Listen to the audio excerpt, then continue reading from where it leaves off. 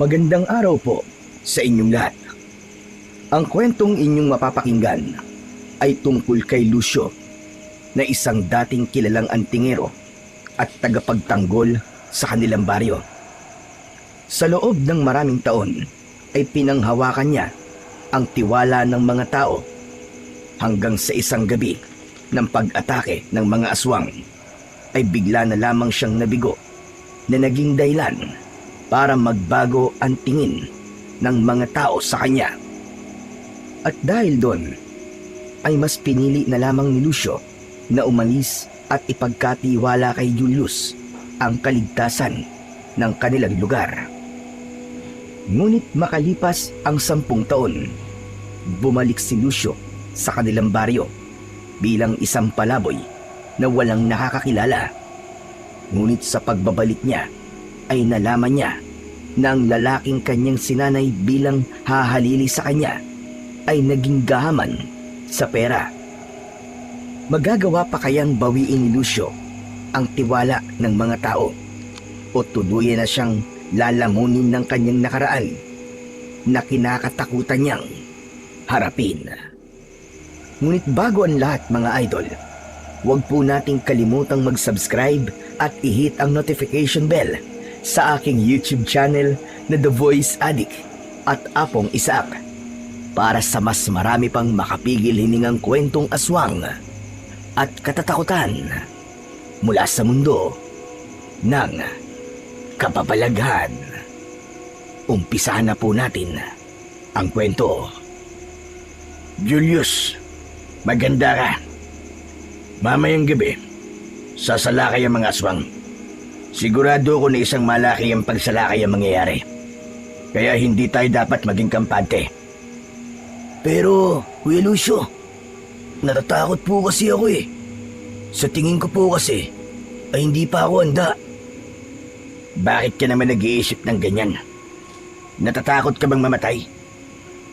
Tandaan mo ito, Julius. Kung mamamatay tayo, habang pinagtatanggol ang mga tao, ay wala dapat tayong ikatakot. Dahil mamamatay tayo bilang isang bayani.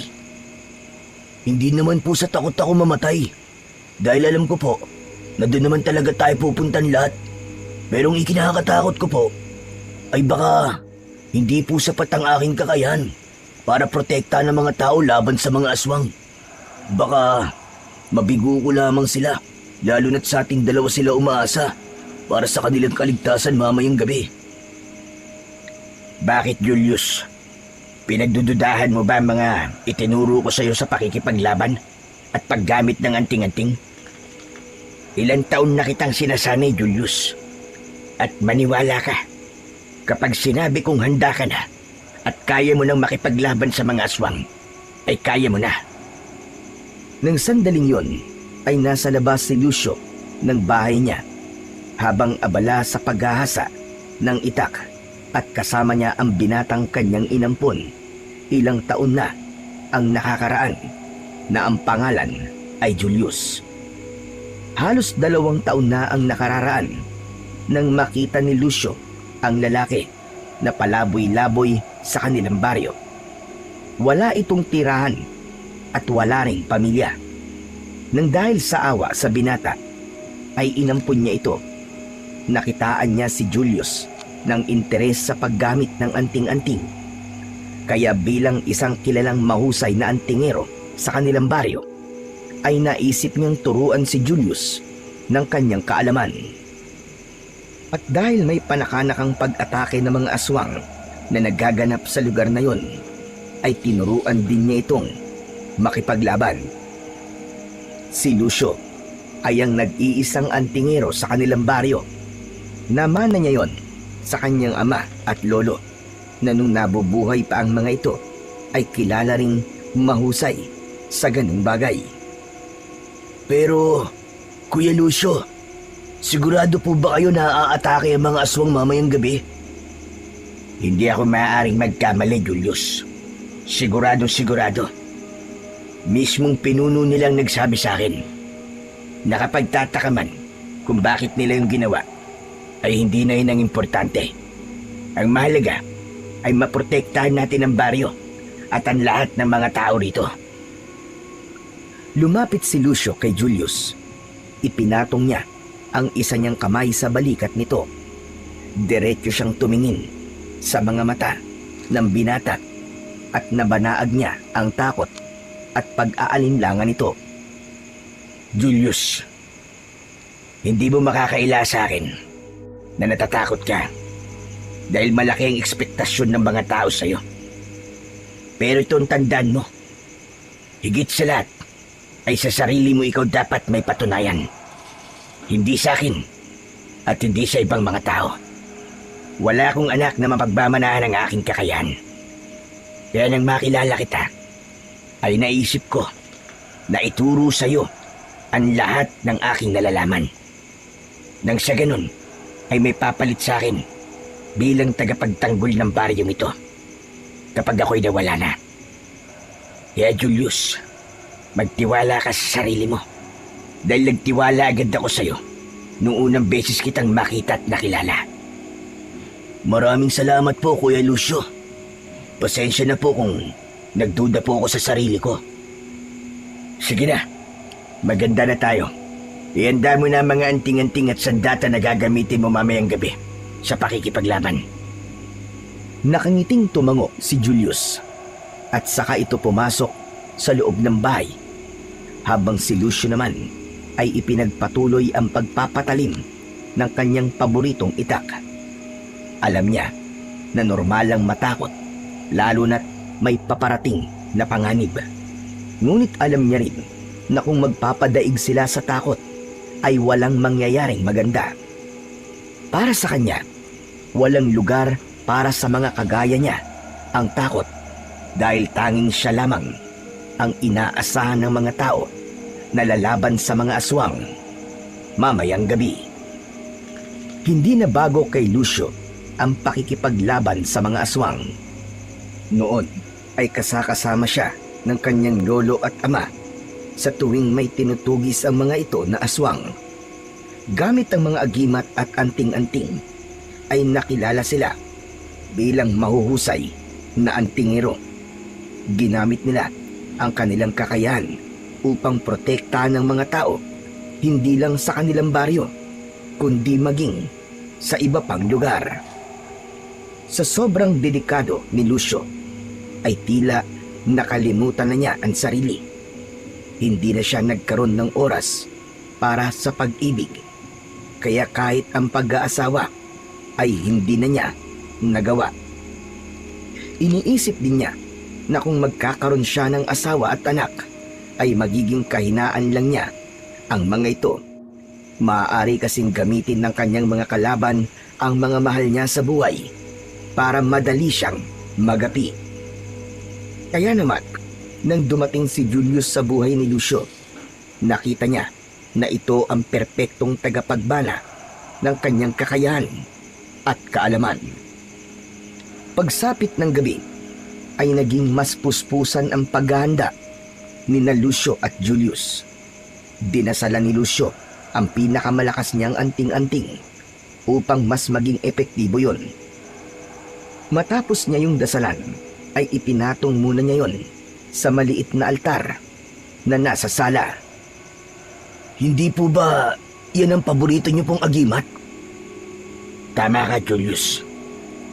Ibinigay pa sa akin yan ng lolo ko bago siya bawian ng buhay. Yan ang nagbibigay sa akin ng kakaibang lakas at bilis.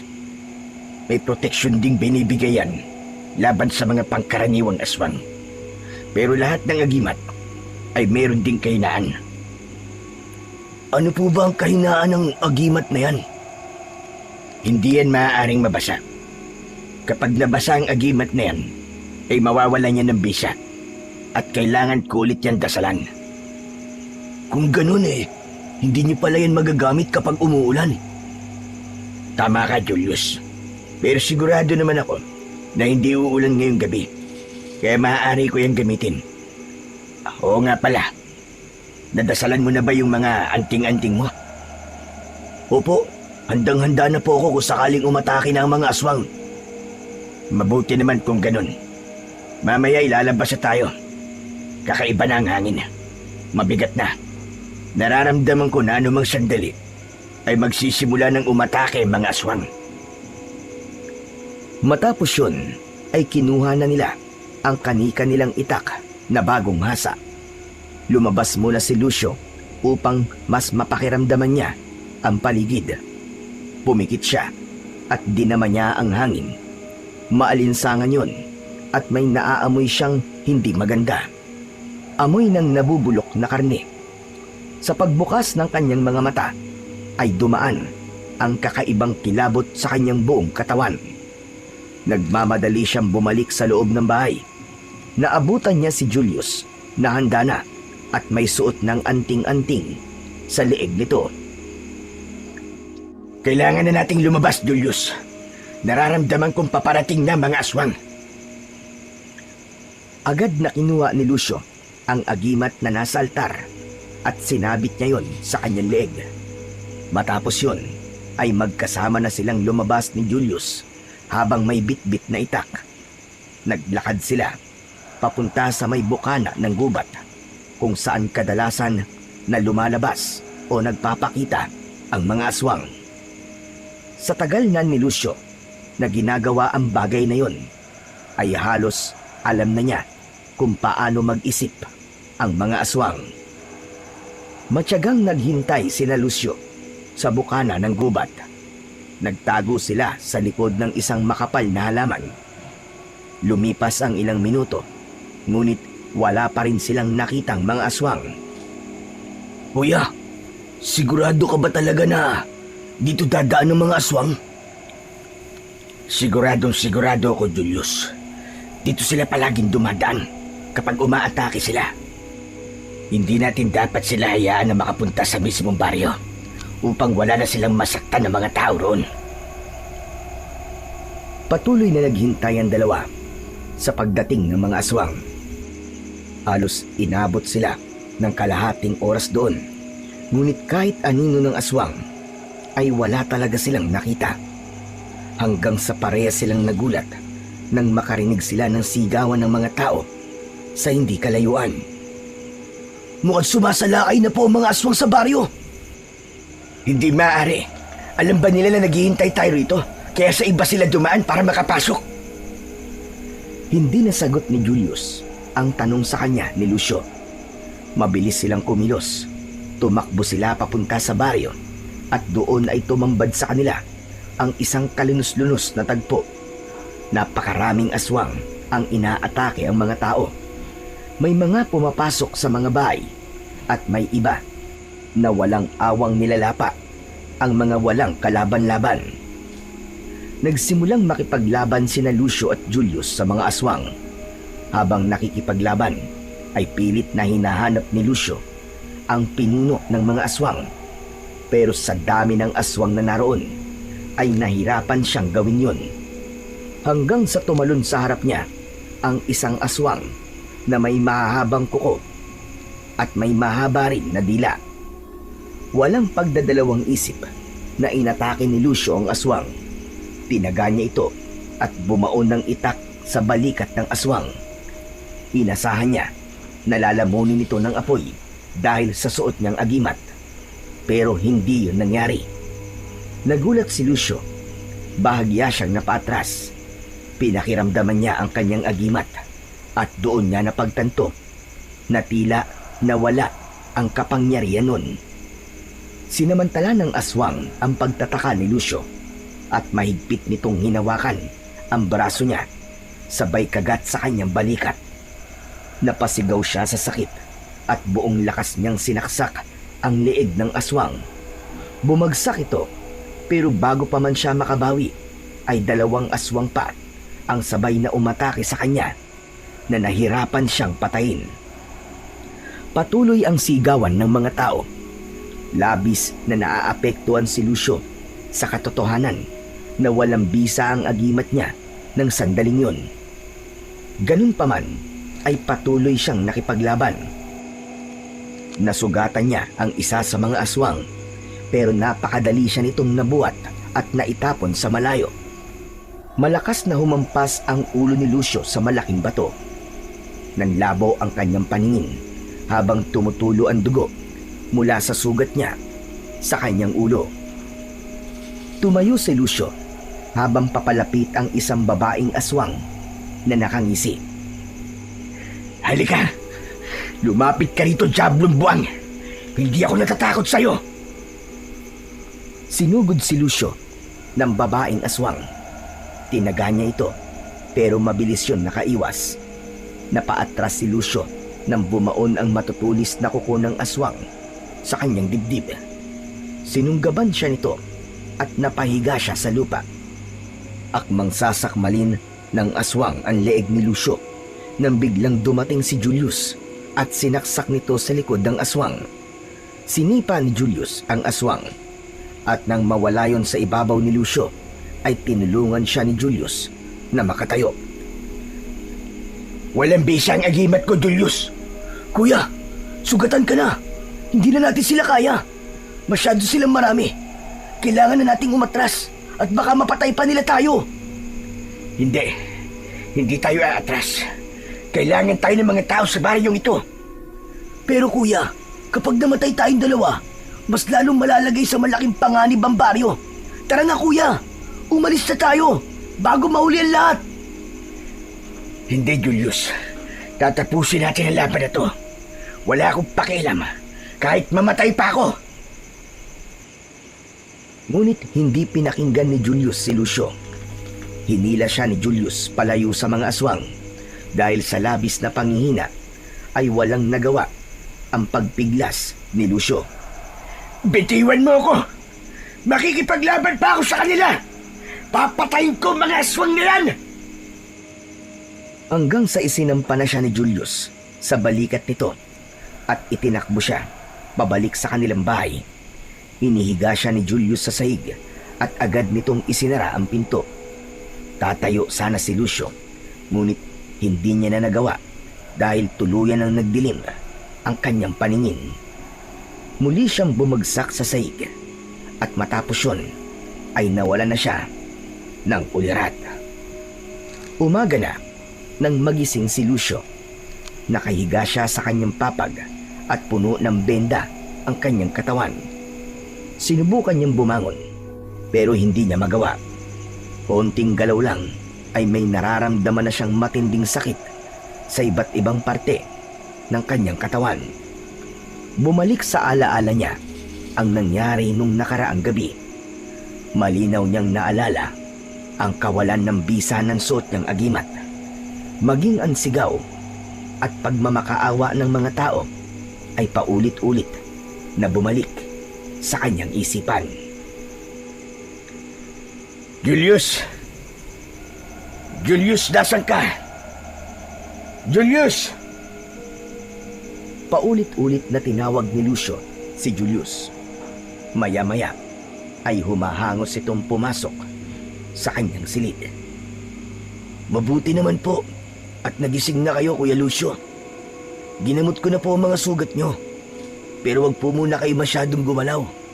At sariwa pa po ang mga yan. Julius, gusto ko lumabas. Gusto ko makita ang kalagayan ng mga tao. Pero Kuya Lucio, mas makabubuti po kung magpapahinga ka muna. Magpagaling ka na muna. Lumahimik ka. Tulungan mo akong tumayo rito. Kailangan ko malaman kung ano nangyari sa mga tao. Hindi agad nakapagsalita si Julius. Habang nakatingin sa binata si Lucio, ay bigla itong lumuwa, sabay iling. Bakit ka umiiyak, Julius? Bakit ka umiiyak? Anong ibig sabihin yan? Kuya, ikinalulungkot ko. Pero maraming namatay kagabi. Masyadong malakas sa mga aswang na umatake kagabi, kuya. Bukod pa ron, ay napakarami nila. Hindi maaari ito. Kailangan ko silang makita. Tulungan mo akong makatayo. Pero kuya, sinabi ng tulungan mo akong makatayo eh. O baka gusto mong gumapang na lang akong palabas? tila natakot si Julius sa pagtataas ng boses ni Lucio. Wala itong nagawa, kundi ang tulungan siyang tumayo mula sa papag. Maingat siya nitong inilalayan hanggang sa makalabas sila ng bahay. Walang katao-tao sa labas. Sumalubong sa kanila ang katahimikan na noon lang nila nasaksiyan.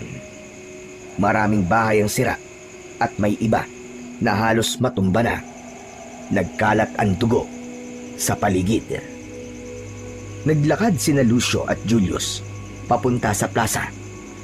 Pagdating doon ay nanlambot ng gusto si Lucio nang makita niya na nakahanay sa gitna ang mga bangkay ng mga taong pinatay ng mga aswang nung nakaraang gabi. Halos mabingi siya sa iyakan ng mga tao hanggang sa may isang nakakita kay Lucio. Itinuro siya nito sa ibang naroon at galit na lumapit ang mga tao sa kanila. Samot-saring masasakit na salita ang narinig ni Lucio mula sa mga tao. Siya ang sinisisi ng mga ito kung bakit marami ang namatay kagabi.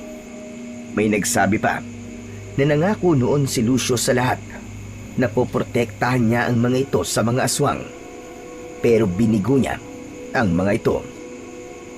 Napatda si Lucio. Hindi siya makapagsalita.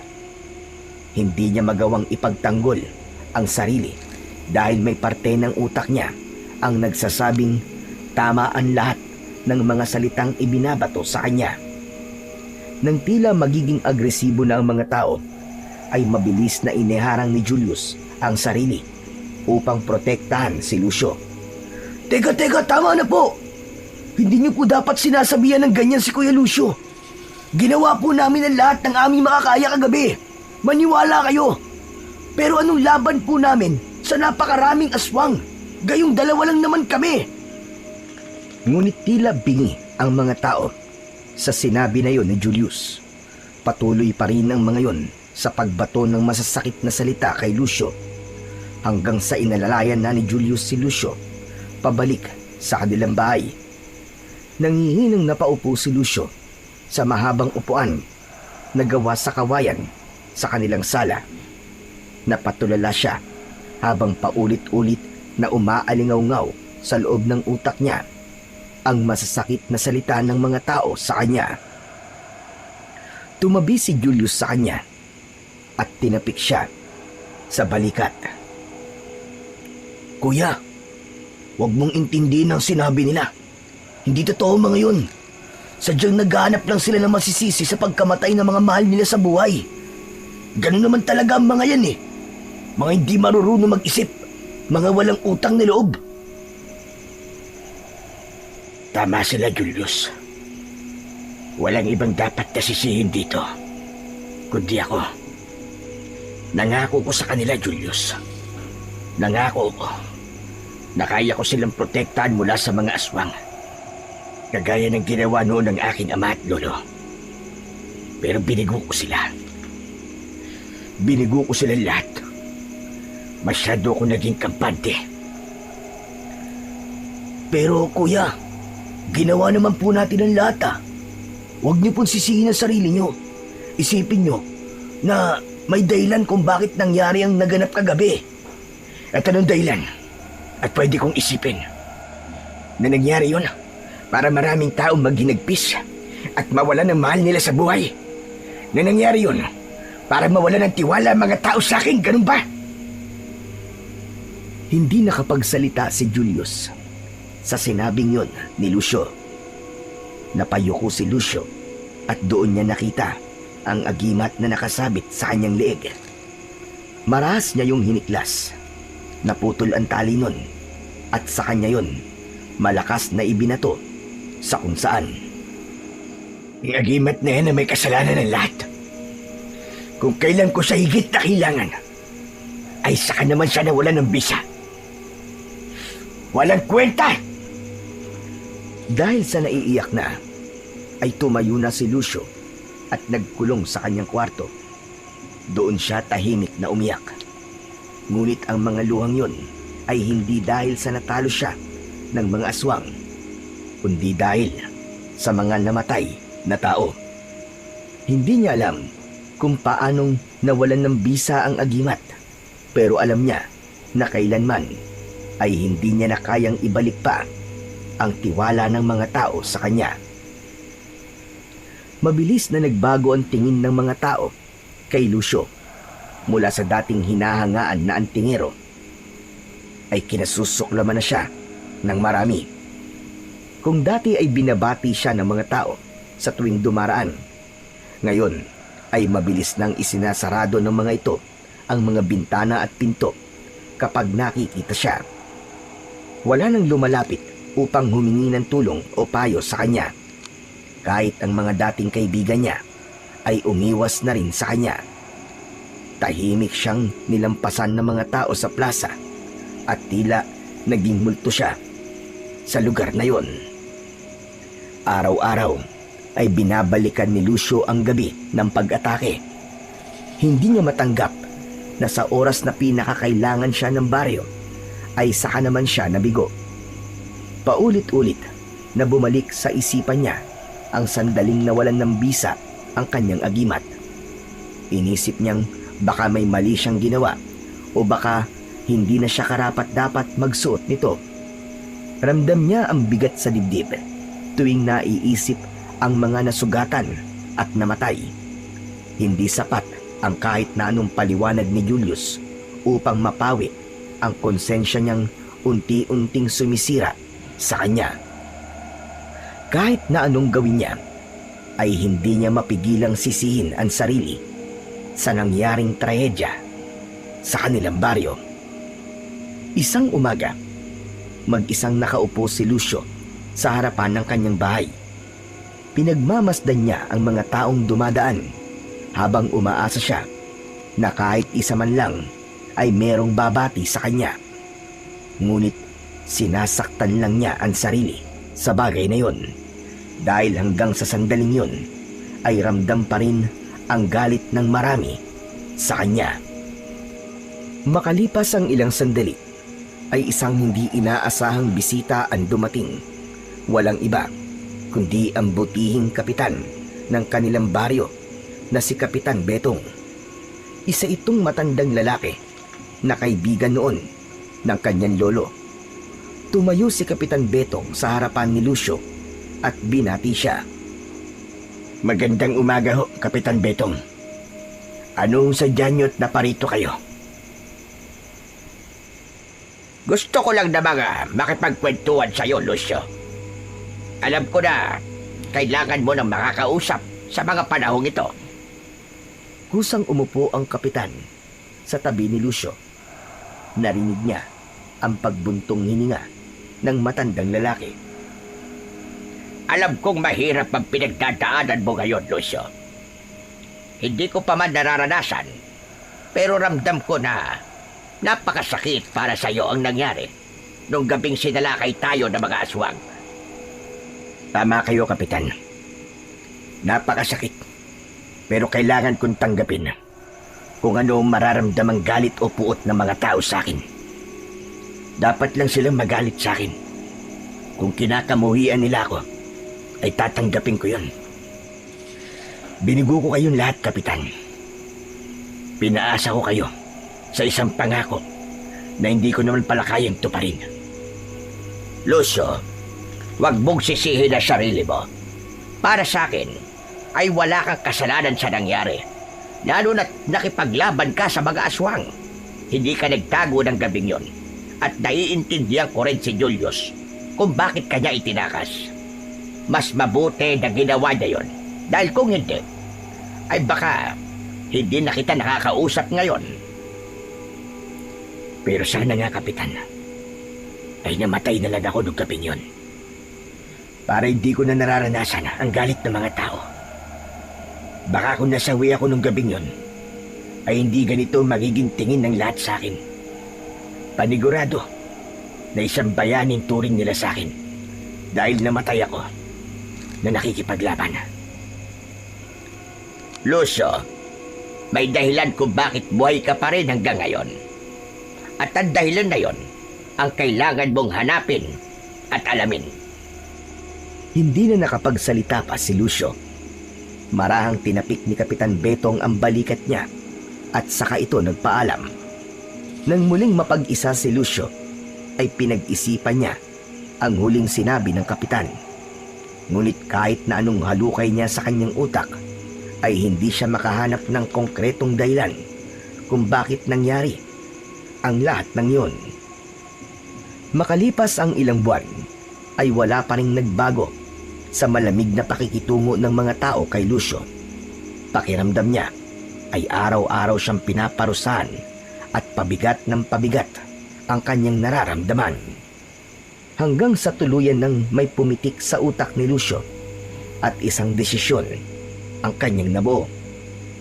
Habang kumakain ng hapunan, ay nagdesisyon na siyang sabihin kay Julius ang gusto niyang gawin. Aalis ako, Julius. Oh? Saan po ang punta niyo, kuya? Saka, gaano kang katagal mawawala? Hindi ko alam kung saan ako pupunta. At hindi na ako babalik dito. Ano? Nagbibiro lang po kayo, di ba? Tama ang narinig mo, Julius. At hindi ako nagbibiro. Aalis na ako sa baryong ito. At kahit kailan, ay hindi na ako magbabalik. Hindi ko na kaya kung paano akong itrato ng mga tao rito. Pakiramdam ko, ay hindi na magbabago ang tingin nila sa akin. At hindi na mabubura sa isipan nila na binugo ko sila. Pero Kuya Lucio, hindi solusyon na umalis ka. Bigyan mo pa ng panahon ng mga tao at sigurado ko na babalik din sa dati ang lahat. Alam kong hindi na mangyayari ang bagay na yan. At alam ko na hindi na ako kailangan ng mga tao rito. Mariing umiling si Julius. Naluluwa nitong ibinaba ang kubyertos at diretsyong tumingin kay Lucio. Pero kuya, paano naman ako? Kapag umalis kayo, wala na akong kasama dito sa bahay mo. Ang mabuti pa siguro sumama na lang ako sa pag-alis mo. Hindi ka maaaring sumama sa pag-alis ko, Julius. Hindi tayo sigurado kung kailan muli aatake mga aswang. Kailangan ay narito ka para ipagtanggol ang mga tao. Ikaw na lamang ang pag-asa nila. Hindi ko po yung kaya na mag-isa, kuya. Kaya mo, Julius. Alam kong kaya mo.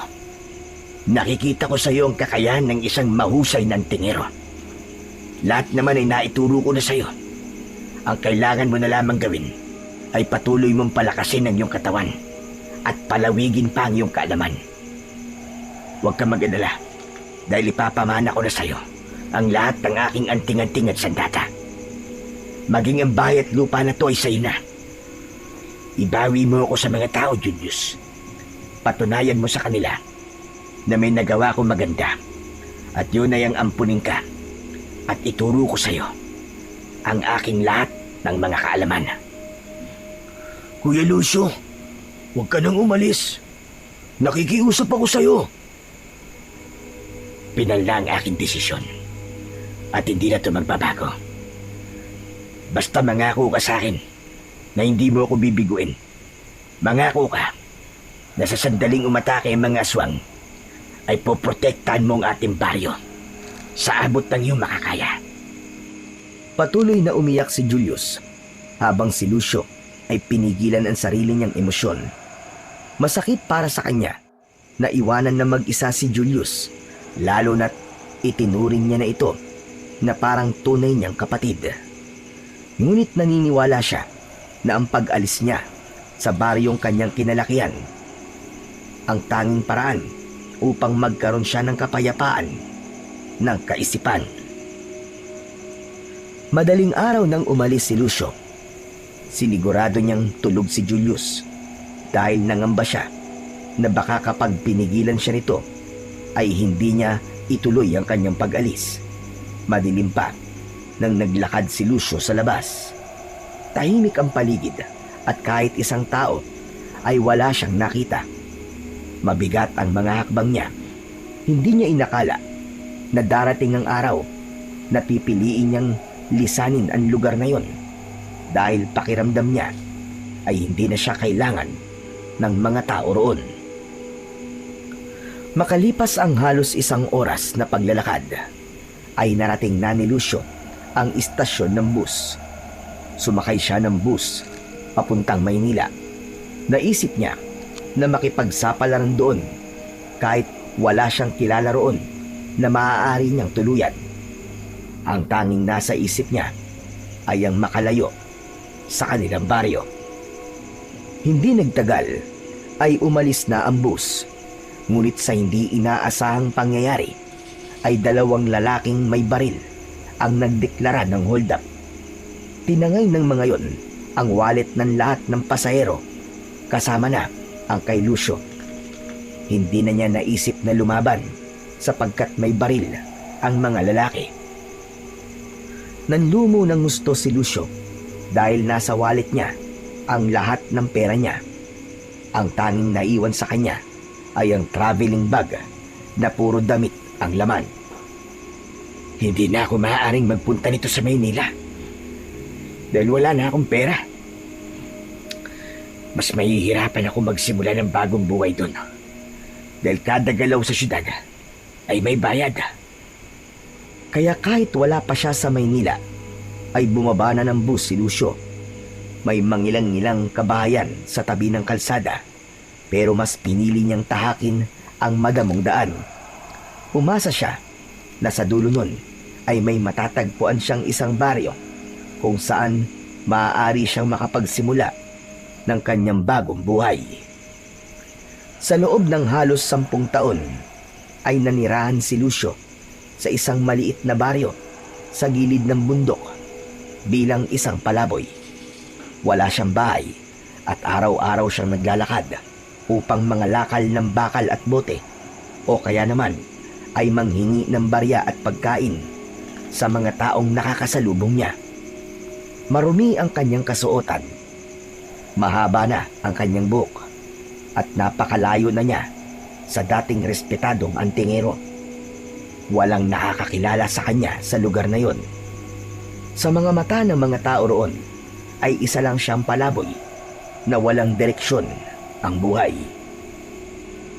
Sa kabila ng hirap ng buhay ay mas pinili ni Lucio ang ganung uri ng pamumuhay at hindi sumagi sa isip niya ang bumalik sa baryong pinanggalingan niya.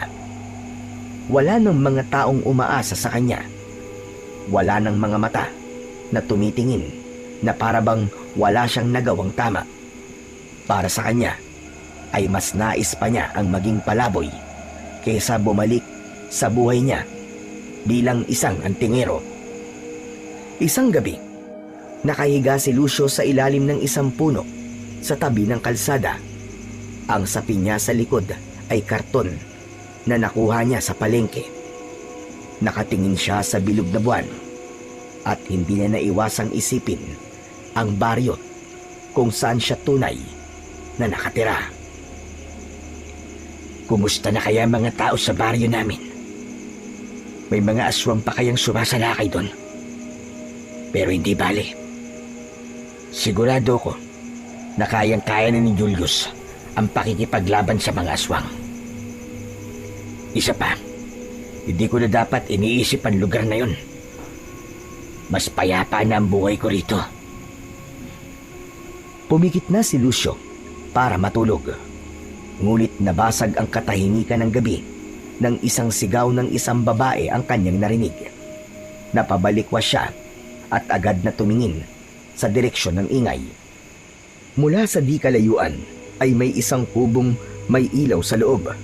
Nakabukas ang pinto at sa liwanag mula sa gasera ay naaninag niya ang isang nilalang na may mahahabang kuko at mata na kasing pula ng dugo. Anak ng Teting, aswang ba yun? Aswang nga!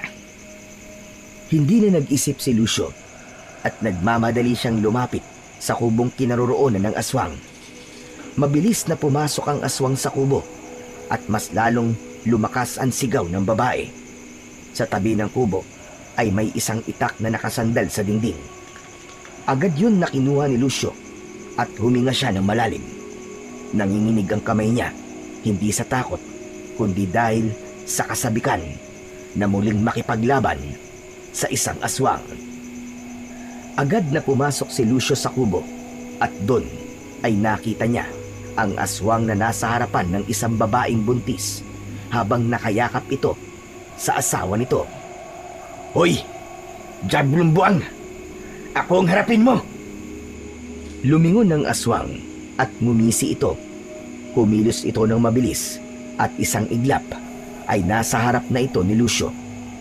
Hinila ni Lucio ang aswang palabas ng kubo at agad niya itong inatake. Tinaga niya sa braso ang aswang. Kakalmutin sana siya nito pero mabilis siyang nakaiwas. Kahit matagal nang hindi nakikipaglaban ay hindi pa rin nawala kay Lucio ang husay niya sa ganung larangan. Nang masaksak niya sa tiyan ng aswang ay malakas itong sumigaw. Mabilis na umakyat ang aswang sa bubong ng kubo at tumalon sa kabilang bahagi ng bahay.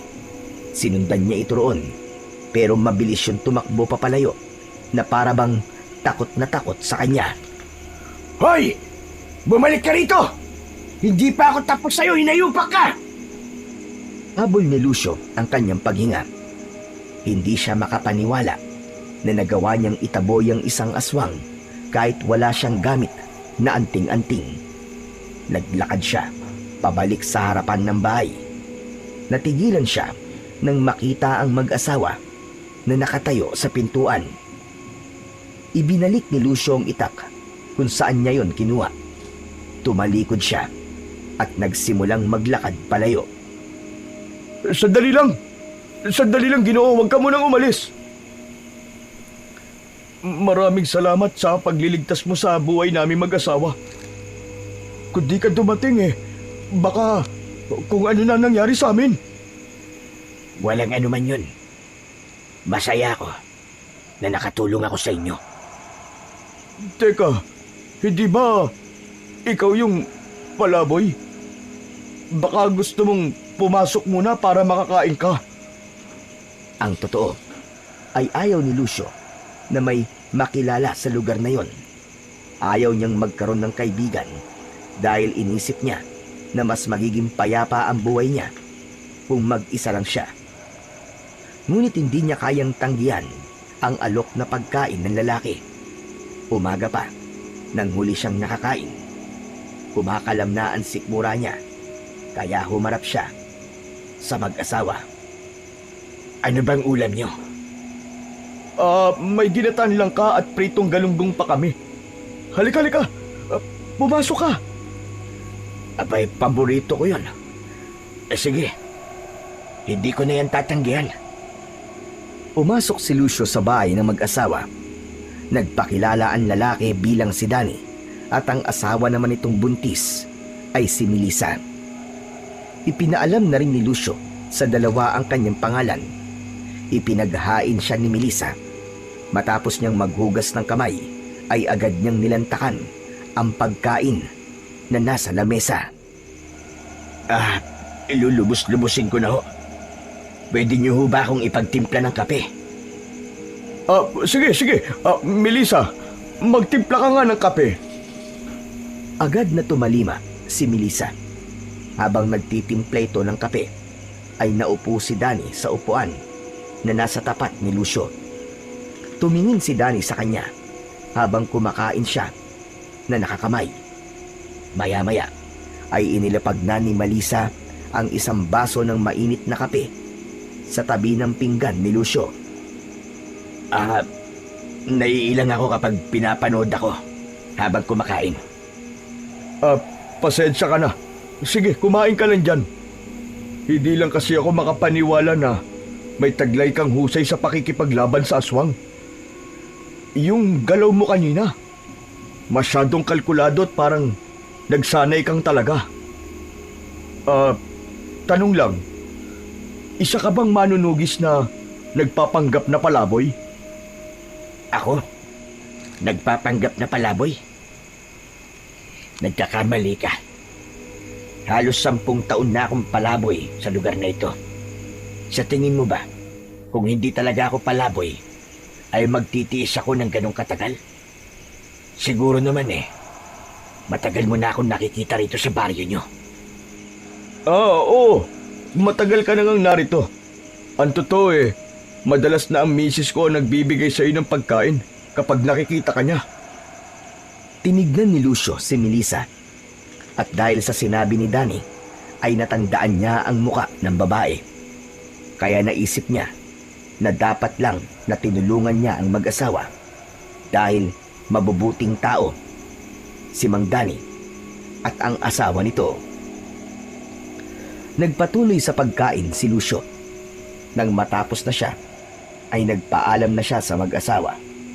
Inihatid siya ni Dani hanggang sa labas at pinabaunan pa siya nito ng isang malaking tinapay na tinanggap naman niya. Sa'yo na ang tinapay na yan para hindi mo na problemahin ang almusal mo bukas. Maraming salamat. May itatanong pala ako. Sa tagal ko rito sa lugar na ito, ay kanina lang ako nakakita ng aswang. Talaga bang may umaataking aswang dito? Sa totoo lang ngayon lang yun nangyari dito sa baryong to Kaya nagtataka nga ako kung paano nagkaroon ng aswang dito. Marahil ay napadaan lang ang aswang na yon at naamoy ang ipinagbubuntis ng iyong asawa. Pero huwag kang maging kampante dahil may posibilidad na bumalik yun. Ganito ang gawin mo. Magsaboy ka ng asin sa paligid ng iyong bahay bago dumilim. Magsabit ka rin ng baging nang makabuhay sa bintana at pinto. Mas mainam kung magkakaroon kayo ng buntot ng pagi dahil takot doon ng mga aswang. Sige. Gagawin ko ang lahat ng mga sinabi mo, Lucio. Pero, nakakabilib ka talaga. Napakarami mong alam kung paano labanan ng mga aswang. Alam mo, nagdududa talaga ako sa'yo Baka nga, isa kang manunugis o isang antingero. Mahinang pagtawa lang ang isinagot ni Lucio kay Dani. Matapos yun ay tumalikod na siya at bumalik sa ilalim ng puno kung saan siya matutulog. Payapa siyang nahiga at pumikit, ngunit hindi siya dinalaw ng antok. Paulit-ulit niyang naalala ang pakikipaglaban sa aswang na kanyang ginawa kanina. Pakiramdam niya ay nabuhay muli ang apoy sa kanyang puso na matagal nang naupos. Muli niyang naisip ang baryong kanyang pinanggalingan at nagkaroon siya ng pagnanais na malaman kung ano na ang nangyayari roon. Kinabukasan ng umaga, habang naglalakad si Lucio at nangangalakal, ay nakasalubong niya si Dani na galing sa palengke. Lucio! Oh, kumusta ka na? Nagtanghalian ka na ba? Ang totoo hindi pa. Naghahanap nga ako ng pambili ko ng pagkain. Mabuti pa, ay saluhan mo na lang kami ni Melissa sa pananghalian. Magluluto ng sinigang na baboy ang asawa ko. Hindi ko tatanggihan yan. Tara. Sumama si Lucio kay Dani at pagkarating nila sa bahay nito ay sinalubong siya ng matamis na ngiti ni Melissa. Habang abala si Melissa sa pagluluto, ay nag-uusap naman sina Lucio at Dani sa labas ng bahay. Hindi pa rin naaalis sa isip ni Lucio ang kagustuhan niyang bumisita sa baryo na pinanggalingan niya. Kaya nang magkaroon siya ng pagkakataon na humingi ng tulong kay Dani para makauwi, ay hindi niya na yon pinalampas. Oo nga pala, Lucio. Hindi ba't dayo ka lang dito sa lugar namin? Saan ka pala nakatira? May pamilya ka pa ba? Malay mo, matulungan kitang makauwi sa inyo. Tutulungan mo akong makauwi? Oo naman. Napakaliit na bagay lang yan kumpara sa ginawa mong kabayanihan kagabi. Sa dami ng tao rito, ay ikaw lang ang tumulong sa amin ni Melissa. Huwag lang sanang sa ibang bansa ka nakatira ha, kasi wala kaming budget na pambili ng tiket para makasakay ka ng eroplano. Ipinaalam ni Lucio ang pangalan ng baryo kung saan siya nakatira. Oh, hindi naman pala ganun kalayo ang baryong pinanggalingan mo Sa pagkakaalam ko, ay 5 hanggang 6 na oras lang ang biyahe papunta ron mula rito. Gusto mo bang umuwi na roon? Gusto sana. Pero, bisita lang. May mga tao lang akong gustong makita ron. Kung ganun, sige. bibigyan ka namin ni Melissa ng pera para sa pamasahe mo. Seryoso ka ba, Danny? Gagawin mo talaga yan? Oo! Bakit ba parang hindi ka makapaniwala? Hindi ko lang akalain na may mga tao pa palang tutulong sa akin sa kalagayan ko ngayon. Ano ka ba naman, Lucio? Utang namin ni Melissa sa'yo ang buhay namin. Kaya maraming salamat talaga. Ang totoo ay hindi lang kami ang iniligtas mo, kundi maging ang buhay ng anak namin. Natahimik si Lucio sa sinabing yun ni Danny. Nais niyang maiyak ng sandaling yun, pero pinigilan niya ang pagpatak ng kanyang mga luha. Hindi siya makapaniwala na isang beses lamang niyang tinulungan si Danny at Melissa. Pero kung magpasalamat sa kanya ang mga ito, ay ganun na lamang. Naikumpara niya yon sa mga tao sa lugar niya, kung saan ilang beses na siyang nakipaglaban sa mga aswang upang protekta ng mga ito, pero kahit isang simpleng pasasalamat ay wala siyang natanggap. Ngunit sa kabila nun, alam ni Lucio na hindi pa rin niya kayang tiisin ang baryo kung saan siya hinubog bilang isang mahusay na antingero. Nang sumunod na araw, ay inihatid si Lucio ni Danny sa labas ng baryo. Bitbit ni Lucio ang isang plastic bag na naglalaman ng ilang pirasong damit. Pagdating nila roon, ay inabutan pa siya ni Danny ng 3,000 piso. Napamaang naman si Lucio. Sa dulo ba ng Pilipinas ang pupuntahan ko? Sobra naman to sa pamasahe ko pa uwi, Danny. Si Melissa nagsabi na pasobrahan namin ang ibibigay namin pamasahe sa'yo para may panggastos ka rin kahit papano. Danny, maraming salamat sa inyo ni Melissa. Malaking bagay na ito para sa akin. Walang anuman yun, Lucio. Maraming salamat din sa'yo. Oh, ayan na pala eh. May paparating ng bus. Sumakay ka na dyan. Mag-iingat ka. At kapag may oras ka, ay dalawin mo ulit kami, ha? Sige, Danny. Hindi ko kayo makakalimutan. Habang tinatahak ng bus ang daan pabalik sa baryo ni Lucio, ay hindi niya maiwasang makaramdam ng kaba. Humiling siya na sana ay payapa na ang lugar nila at wala ng aswang na sumasalakay doon. Makalipas ang ilang oras, ay narating na rin sa wakas ni Lucio ang baryong matagal na niyang tinalikuran. Wala halos nagbago sa itsura ng lugar. Naroon pa rin ang mga lumang bahay na gawa sa kahoy at pawid, ang maliit na palengke sa bukana at ang simbahan na minsang naging tagpuan ng mga tao tuwing may panganib. Ngunit sa kabila ng pamilyar na tanawin, ay naramdaman ni Lucio ang malamig na pagbabago. Walang masyadong tao sa kalsada kahit maliwanag pa. Ang mga tindahan ay sarado. Ang mga bahay ay tila mas piniling manatiling nakapinid. Habang naglalakad si Lucio, walang isa man ang tumingin o lumapit sa kanya.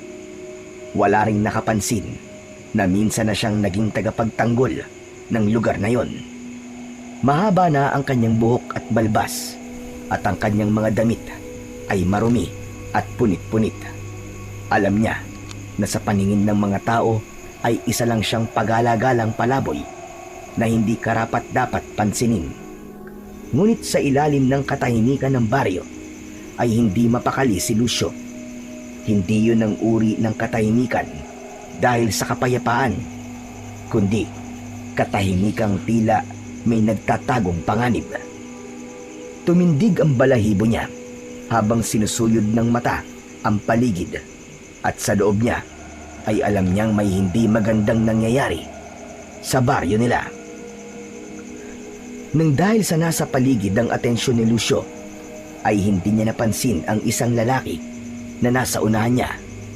Aksidente niya itong nabangga, at sa lakas ng pagkakabangga niya ay napaatras siya at natumba.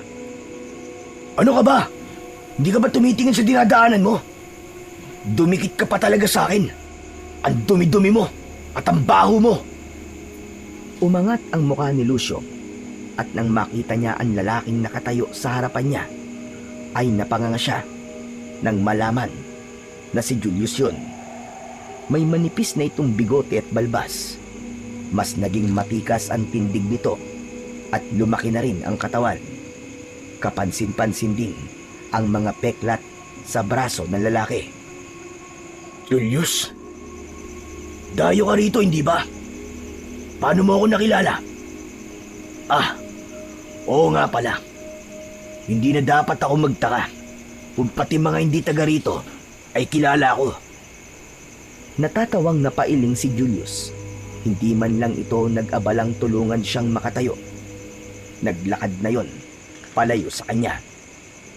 Hindi makapaniwalang sinundan ng tingin ni Lucio si Julius. Kilala niya si Julius na matulungin at may respeto sa nakatatanda rito. Kaya labis siya nagtaka nang hindi siya nito tinulungan. Bakit ganun? Marahil ay hindi niya ako nakilala dahil sa itsura ko.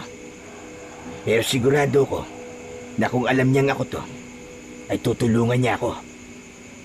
Tumayo na si Lucio at nagpatuloy sa paglalakad habang nakikiramdam sa paligid hanggang sa nagdesisyon siyang puntahan ang kanyang bahay. Nang makarating siya sa lupang kinatatayuan ng kanyang bahay, ay mas lalo siyang nagtaka dahil hindi na lang simpleng kubo ang nakatayo roon.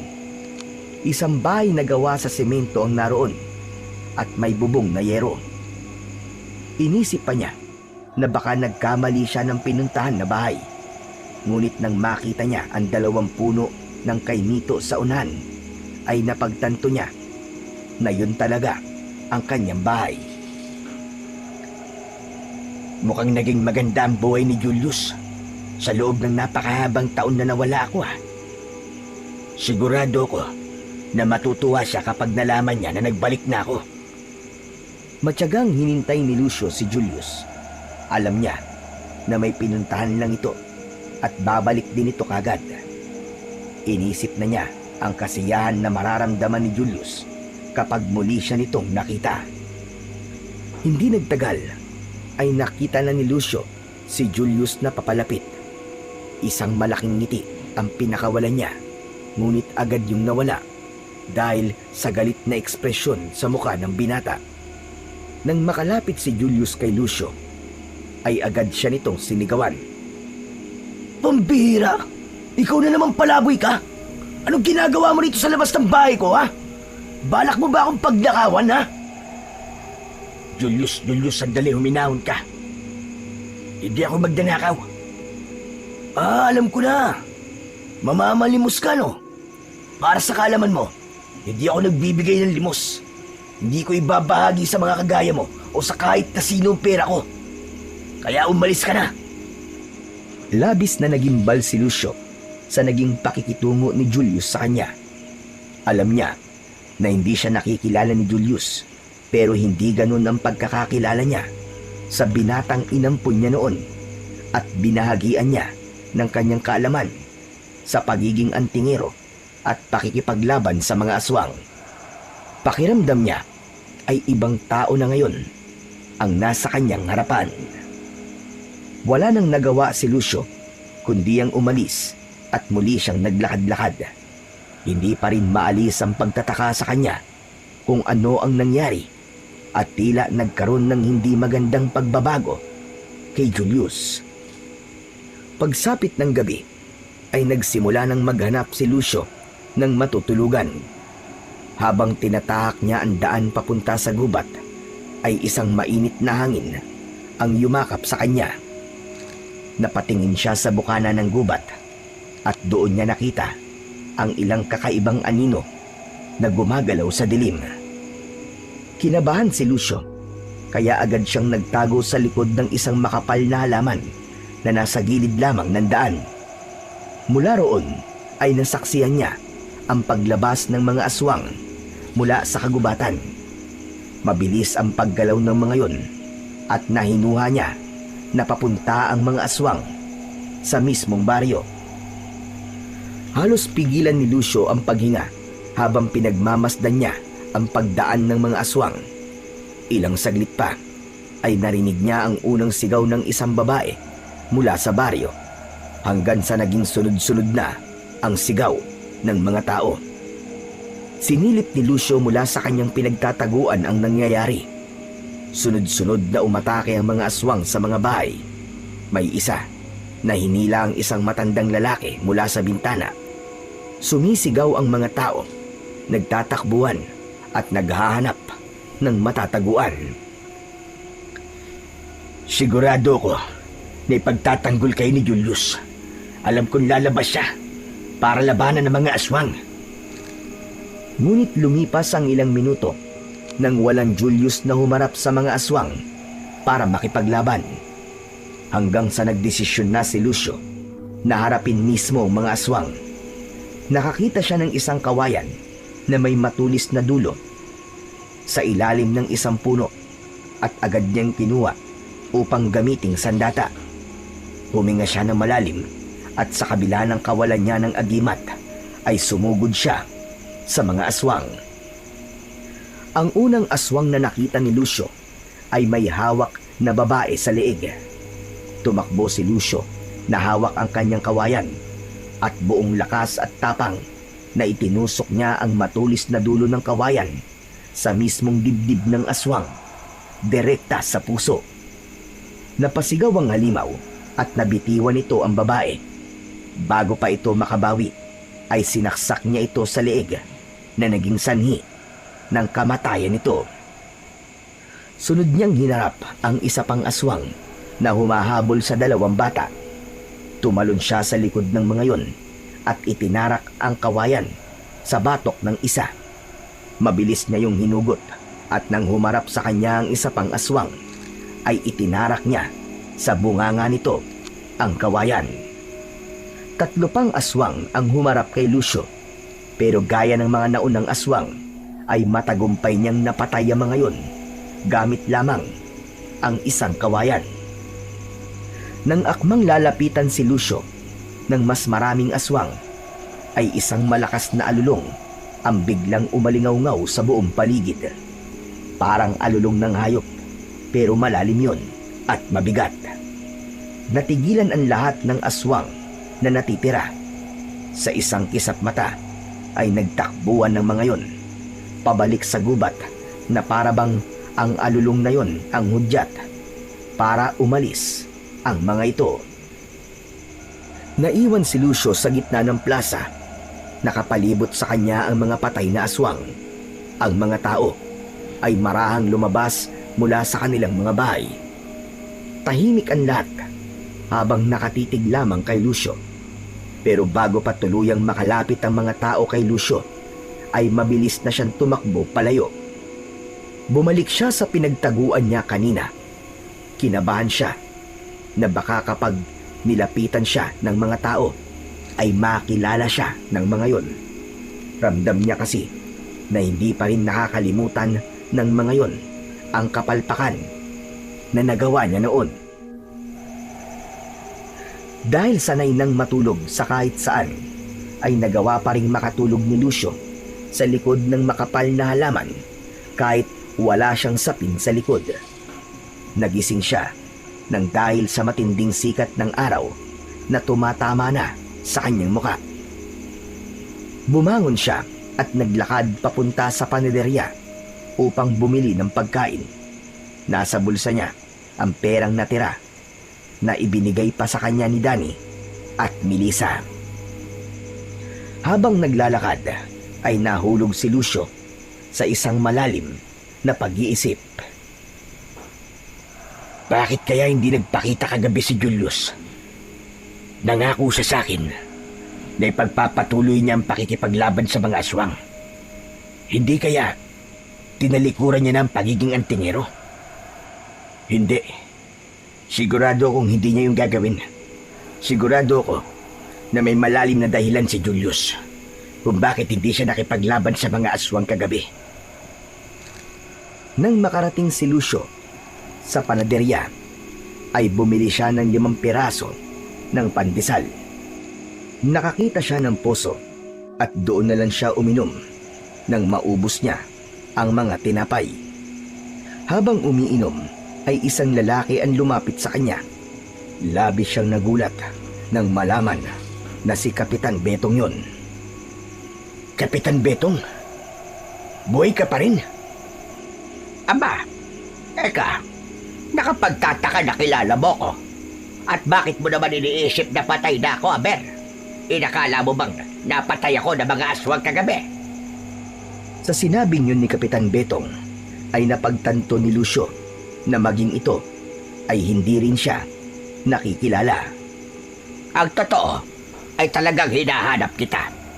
May mga nakapagsabi sa akin na isang lalaking palaboy ang nakipaglaban sa mga aswang kagabi. At base sa paglalarawan sa akin ng mga nakakita sa palaboy na yon, ay sigurado ko na ikaw ang tinutukoy nila. Tama ba ako, Amang? Tama po kayo. Ako nga po ang palaboy na nakipaglaban sa mga aswang kagabi.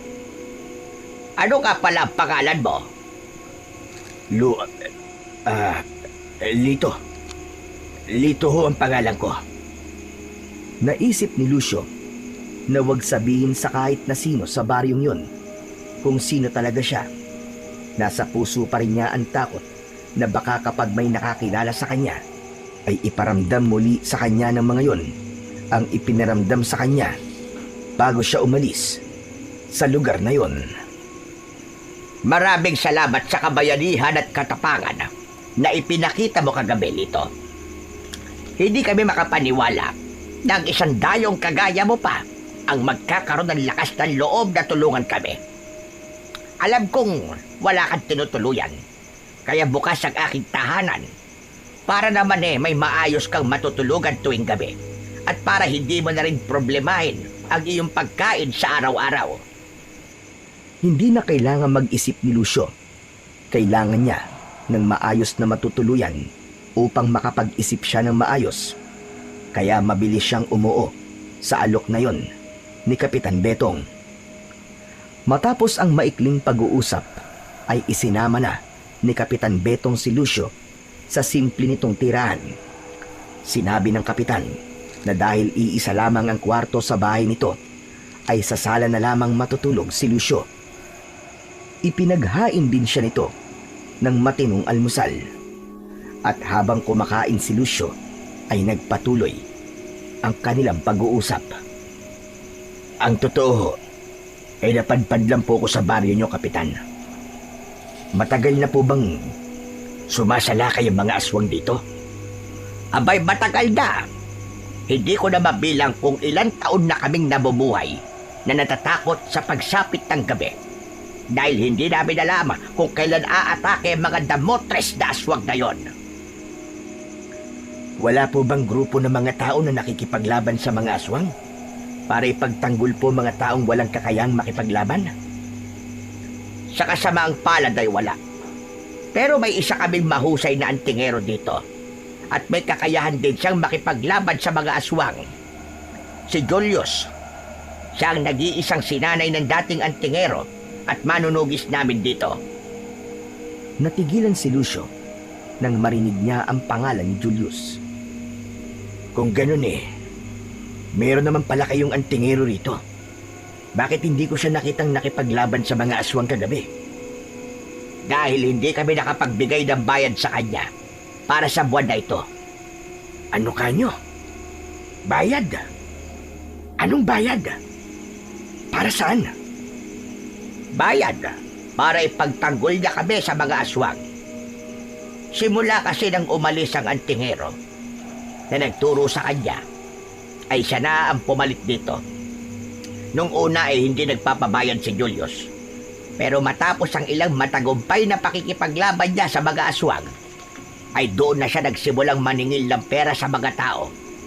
Nag-aambagan kaming lahat para lang maibigay ang halaga ng pera na kailangan niya para protektahan niya kami laban sa mga aswang. Ngunit nitong mga nakaraang buwan ay hindi na kami makapagbigay sa kanya dahil sa halos wala na rin perang mga tao rito. Nakalulungkot nga dahil hindi siya kagaya ni Lucio, yung antingerong tinutukoy ko na nagturo kay Julius ng paggamit ng anting-anting at pakikipaglaban sa mga aswang. Sigurado ko na kung malalaman lang ni Lucio ang ginagawa ni Julius, ay labis yung magagalit. Pero bakit naman kailangan maningil ni Julius? Ang totoo ay walang problema sa amin kung maningil siya. Lalo na't alam naming lahat na wala naman siyang trabaho. Pero sana ay kinonsidera niya ang pamumuhay dito ng mga tao at hindi niya nilakihan ang perang hinihingi niya sa amin kada buwan. Hindi napigilan ni Lucio ang mapailing sa mga nalaman niya sa kanilang kapitan. Doon na niya napagtanto na kaya pala nag-iba na ang ugali ni Julius ay dahil sa nagpalamon na ito sa kapangyarihan ng salapi. Hindi niya ito tinuruan na maging mapanlamang sa kapwa. Noong siya pa ang antingero sa baryo na yon, ay hindi siya naniningil ng pera kahit kailan. Sapat na sa kanya na masigurong ligtas ang mga tao roon mula sa mga aswang. Simula noon ay sa bahay na ni Kapitan Betong nanirahan si Lucio. Mula sa pagiging palaboy ng napakahabang panahon ay nagkaroon na rin siya sa wakas ng maayos na tutuluyan. Hinimok siya ni Kapitan Betong na magpagupit ng buhok at ng bigote't balbas, ngunit maigpit siyang tumanggi dahil may posibilidad na makikilala siya ng kapitan kapag ginawa niya yon. Habang kumakain ng agahan, ay naisipan ni Lucio na alamin kay Kapitan Betong kung ano na ang iniisip ng mga tao tungkol sa kanya matapos ang halos 10 taon. Kapitan, yung bang sinabi mong Lucio na nagturo kay Julius ng pagiging antingero, nasa na siya ngayon? Walang nakakaalam kung nasan siya ngayon. At sabi lang ni Julius sa amin, ay pagod na si Lucio na makipaglaban sa mga aswang. Sabi rin daw ni Lucio bago ito umalis na walang utang na loob ang mga tao dito. Kaya mas mabuting mamatay na kaming lahat sa kamay ng mga aswang. Napatiin bagang si Lucio. Sa parting yun ay nalaman niya na nagsinungaling si Julius sa mga tao upang mas lalong magalit ang mga ito sa kanya. Pero hindi ako naniniwala na yun ang dahilan ni Lucio kaya siya umalis dito. Bata pa lang si Lucio ay kilala ko na siya dahil magkaibigan kami ng lolo niya. Hindi ganong klaseng tao si Lucio at hindi siya nagsasalita ng ganon. Kaya sana, kung nasaan man si Lucio ngayon, ay magkaroon siya ng lakas ng loob na magbalik dito upang linisin ang kanyang pangalan na mas lalong sinira ni Julius. Dapat din niya kausapin si Julius dahil alam kong siya lamang ang makakapagpabago rito. Naubo si Lucio dahil tila naramdaman niya na para bang direkta yung sinabi sa kanya ni Kapitan Betong. Oh, ano nangyari sa'yo? Ayos ka lang ba? Uminom ka ng tubig lito at baka mabulunan ka yan. Kaya nga po, Kapitan Ang sarap po kasi nitong niluto niyong sinangag.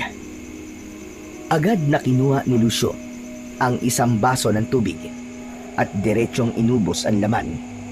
Naisip niya na darating din ang araw na kailangan niya ng lumantad upang ipaalala kay Julius kung bakit niya ito tinuruan ng mga dapat nitong matutunan.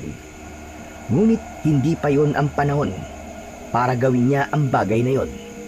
Kailangan muna niyang timbangin ang lahat ng nangyayari sa baryo nila. Kapag may pagkakataon, ay naglalakad-lakad si Lucio sa buong baryo upang magmasid. Kampante na siyang walang makakakilala sa kanya dahil kahit sina Julius at Kapitan Betong na parehas na malapit sa kanya, ay hindi siya nakilala. Nakita niya ang kasipagan ng mga tao sa pagtatrabaho upang kumita ng pera. Magandang bagay sana yon, pero nalungkot siya dahil sa katotohanang malaking bahagi ng perang pinaghihirapan ng mga yon ay napupunta lamang kay Julius. Hanggang isang araw, habang nasa labas ng bahay ni Kapitan Betong si Lucio, ay biglang dumating si Julius. Nagulat si Julius nang makita siya at agad na bumakas ang inis sa mukha nito. Hoy, ikaw palaboy! Anong ginagawa mo rito, ha? Huwag mong sabihin na nanakawan mo si Kapitan. Manahimik ka. Hindi ako magnanakaw. Dito ako nakatira. Aba, at anong ginawa mo para patirahin ka ni Kapitan sa bahay niya? Pagtanaw niya ito ng utang na loob sa akin dahil nakipaglaban ako sa mga aswang na dapat ay ikaw ang gumawa. Kalokohan! Ikaw, na isang palaboy, nakipaglaban sa mga aswang? Huwag ka nga mag-ilusyon. Walang ibang kayang makipaglaban sa mga aswang sa baryo na to, kundi tanging ako lamang. Dahil lahat kayo ay duwag. Mula sa loob ng bahay ay lumabas si Kapitan Betong. Tumayo ito sa tabi ni Lucio at humarap kay Julius. Totoo sinabi niya, Julius. Siyang nag-iisang nakipaglaban sa mga aswang nung huling pagsalakay nila rito. Hindi ba dapat ay matuwa ka dahil dalawa na kayong tagapagtanggol dito sa ating baryo? Napakadali mo naman magtiwala sa isang estranghero, Kapitan. Paano kung may masama pala yung balak sa ating lahat? Hindi ganon ang pakiramdam ko kay Lito. Alam ko na bukal sa loob niya ang pagtulong na kanyang ginagawa. Ngunit sigurado ako na hindi siya kasing galing ko. Marami akong anting-anting at agimat. Kumpara sa isang yan, ay mas marami akong gamit na epektibong armas laban sa mga aswang. Pero Julius, wala namang nakikipagkompetensya sa'yo. Kahit ako, ay walang balak na ipakita sa mga tao kung sino mas magaling sa ating dalawa. Gusto ko lang ipaalam sa inyo kung sino ako sa baryo na to. Ganun ba? Pero bakit parang may takot akong nakikita sa mga mata mo?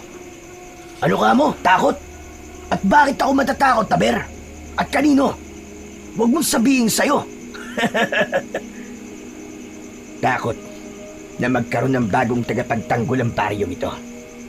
Takot ka na kapag nangyari yun, ay mapalitan ka at hindi ka na kailanganin ng mga tao rito. Takot ka na mawala na mapagkakakitaan. Tila umurong ang dila ni Julius sa sinabing yon ni Lucio.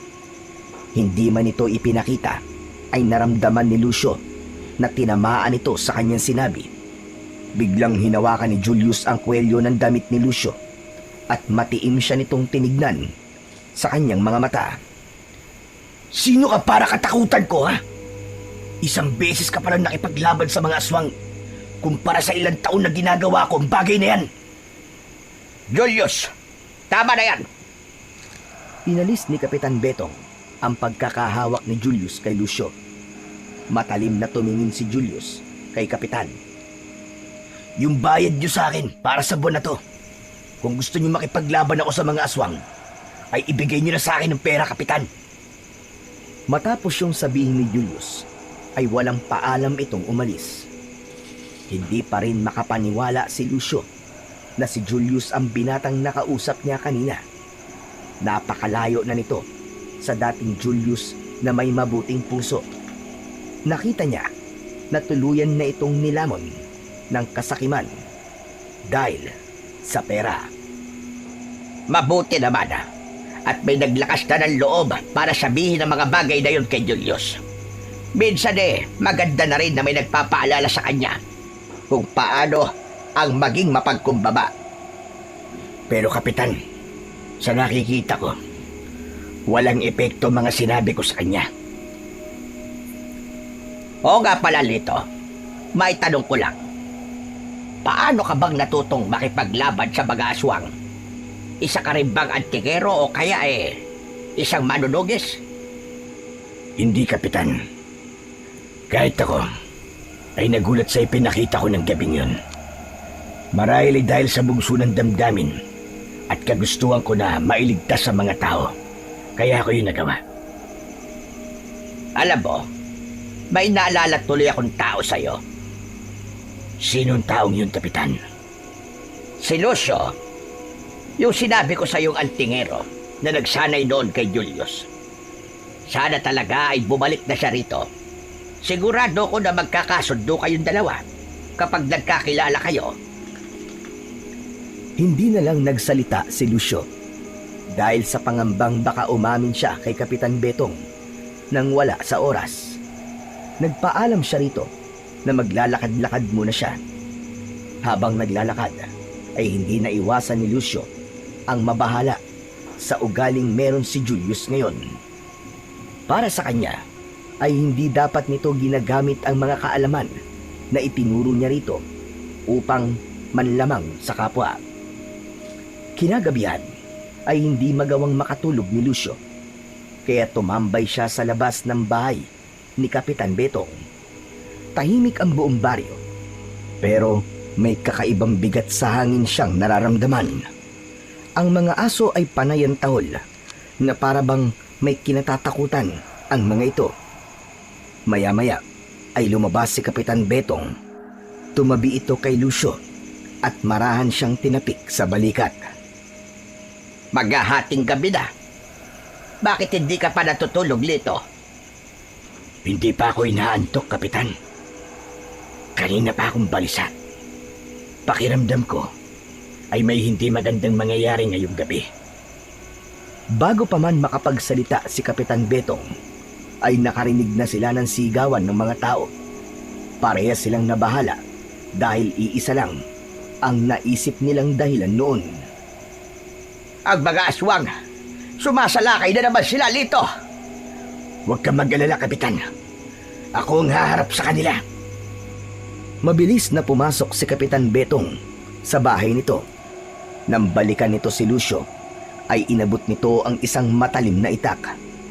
Walang salitang tumango si Lucio at mabilis siyang nagtungo sa kaguluhan. Nang makarating sa kaguluhan, ay unang sumalubong kay Lucio ang isang aswang na may malaking pakpak. Buong lakas niyang tinaga ang isa nitong pakpak upang hindi na yon makalipad. Nang lumapag sa lupa ang aswang, ay inundayan niya ito ng 3 sunod-sunod na hataw sa leeg hanggang sa mapugutan ito ng ulo. 2 aswang pa ang humarang kay Lucio.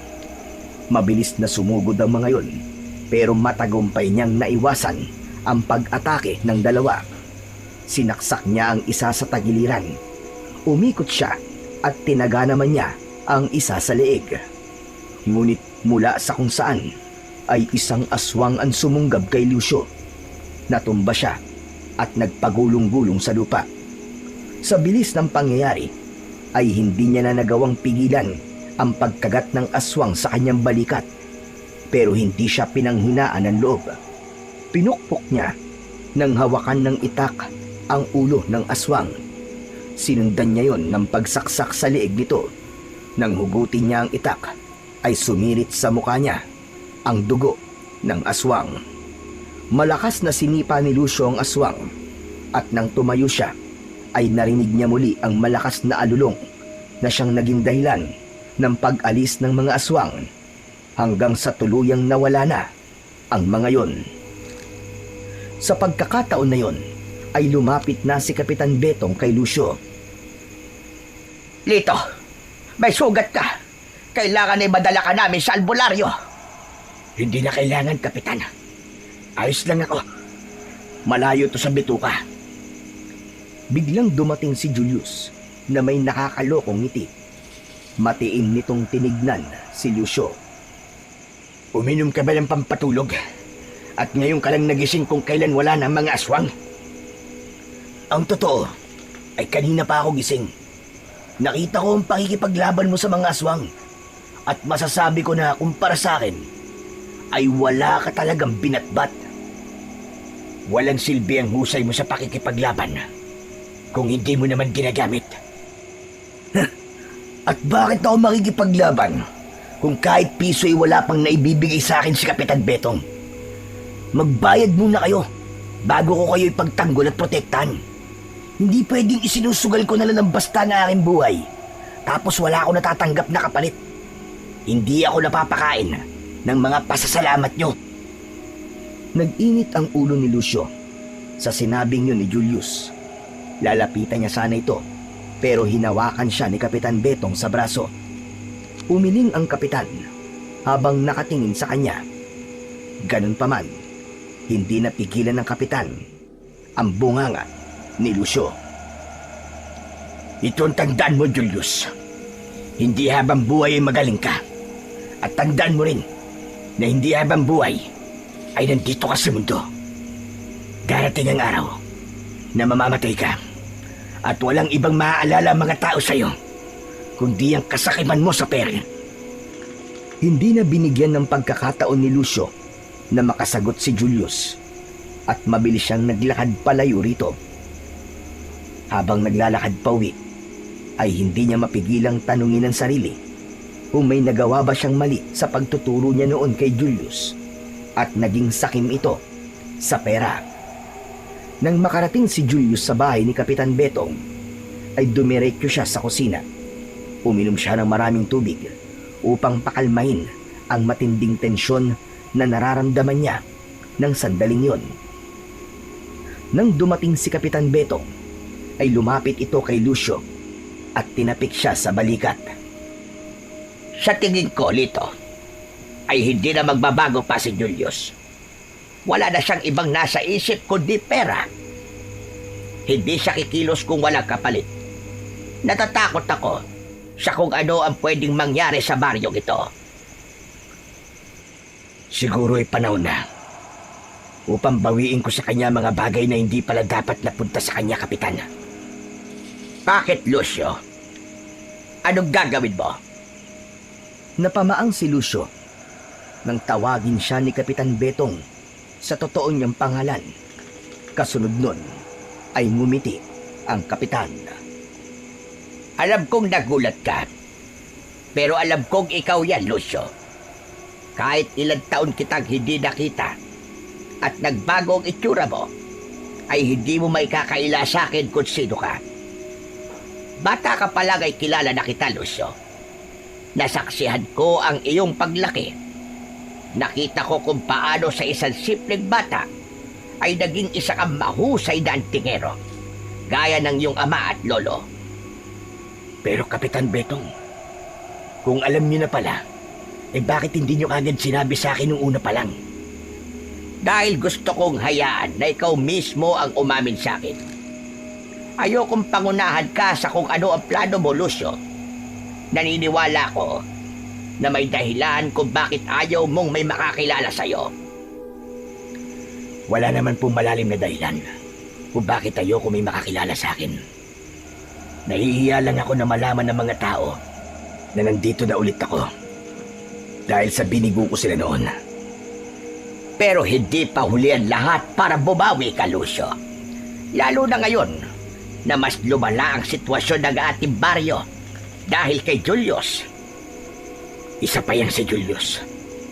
Hindi ko akalain na magiging ganito siya. Hindi niya ginamit sa tama ang mga itinuro ko sa kanya. Kaya oras na para kunin ko sa kanya ang mga bagay na dapat ay sa akin. Anong binabalak mo, Lucio?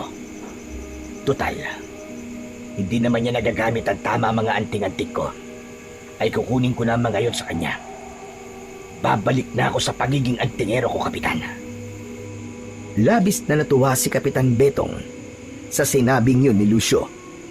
Nagpatuloy ang kanilang pag-uusap at ipinaalam ni Lucio kay Kapitan ang totoong dahilan kung bakit siya biglang umalis noon sa kanilang baryo. Matyagang nakinig naman si Kapitan Betong sa mga nangyari kay Lucio matapos niyang mawala sa lugar nila. Kinagabihan ay nagpatulong si Lucio kay Kapitan Betong sa paggupit ng kanyang mahabang buhok. Inahit din niya ang kanyang makapal na bigote at balbas. Para sa kanya ay tapos na ang kanyang pagtatago sa mga tao at oras na rin para malaman ni Julius na dismayado siya sa mga ginagawa nito sa kanilang baryo. Matapos yun, ay nagpaalam na si Lucio kay Kapitan Betong. Mag-isa siyang nagtungo sa kanyang bahay. Nang nasa harapan na siya ng pinto, ay nag-ipon muna siya ng lakas ng loob bago siya kumatok. Hindi nagtagal ay pinagbuksan siya ng pinto ni Julius. Nanlaki ang mga mata nito pagkakita sa kanya. Kuya Lucio, buhay ka? Ako nga, Julius. Buhay na buhay. At para sa kaalaman mo, ako rin ang palaboy na nakikitira ngayon sa bahay ni Kapitan Petong. Kaya nakita ko kung ano napakalaking pagbabagong nangyari sa'yo. Diretsong pumasok si Lucio sa loob ng kanyang bahay. Huminto siya sa gitna ng sala at iginala ang mata sa paligid. Pambihira. Napagawa mo na pala ang bahay ko. Naging konkreto na. Malayong malayo na sa dati nitong itsura. Pero hindi ako masaya na napaganda mo ito nang dahil sa pangingikil mo ng pera sa mga tao kapalit ng pakikipaglaban mo sa mga aswang. Anong magagawa ko? Wala akong pinagkakakitaan nung umalis ka eh. Kailangan ko mag-isip ng paraan kung paano ako mabubuhay. Masama bang humingi ako ng kabayaran sa pagbubuwis ko ng buhay kapag nakikipaglaban ako sa mga aswang? Walang mali sa ginagawa mo. Ang mali ay ang panggigipit mo sa mga tao rito. Ang hindi mo pakikipaglaban sa mga aswang kapag hindi ka nila binayaran. Ang pagsasawalang bahala mo sa pagpatay ng mga aswang sa mga tao dahil hindi lang nila naibibigay ang gusto mo. Lahat ng yun ay mali. Dahil hindi yan ang sinumpaan mong tungkulin sa akin noon, Julius. Hindi mo nga ako binigo na maging isa kang mahusay na antingero. Pero binigo mo ko dahil hindi mo ginagamit sa tama ang kakayahang itinuro ko sa'yo. Iniwanan mo sa akin ang tungkulin mo nun. Tapos babalik ka rito para sumbatan ako. Ikaw ang nagpumilit na turuan ako na maging kagaya mo. Para sa iyong kaalaman, ay hindi kita pinilit, Julius. Nagbigay lang ako ng suwestyon. Dahil sabi mo, ay walang direksyon ng buhay mo at gusto mong maging kapaki-pakinabang. Pero dahil sa mga ginagawa mo ngayon, ay patawarin mo ako. Pero kukunin ko na ang lahat ng anting-anting ko na nasa iyong pagmamayari. At ang gusto ko, ay umalis ka na rito sa pamamahay ko. Sandaling natahimik si Julius. Marahan itong naglakad palapit kay Lucio at matiin siyang tinignan sa mga mata. Walang problema. Aalis ako sa bahay mo ngayon din. Pero itong tandaan mo, hindi pa ako tapos sa'yo, Lucio. Sisiguraduhin kong pagsisisihan mong bumalik ka pa rito. Binabantaan mo ba ako, Julius? Hindi ako nagbabanta. Sinasabi ko lang kung ano ang mangyayari sa'yo. Ayaw mo ba nun? Mapaghahandaan mo ang susunod kong gagawin. Talagang napakalaki na ng pinagbago mo, Julius. Hindi ganyan ang Julius na inampun ko. At sinanay ko para maging isang mahusay na antingero at mabuting tao. Matagal na akong ganito. At ganito na ako bago mo pa ako makilala. Masyado lang mababaw ang pagtingin mo sa mga tao. Kaya hindi mo nakita kung ano talaga ang ugali ko, Lucio. Gusto mo bang malaman ang totoo? Ang totoo, bala ko na talagang patalsikin ka sa baryong to.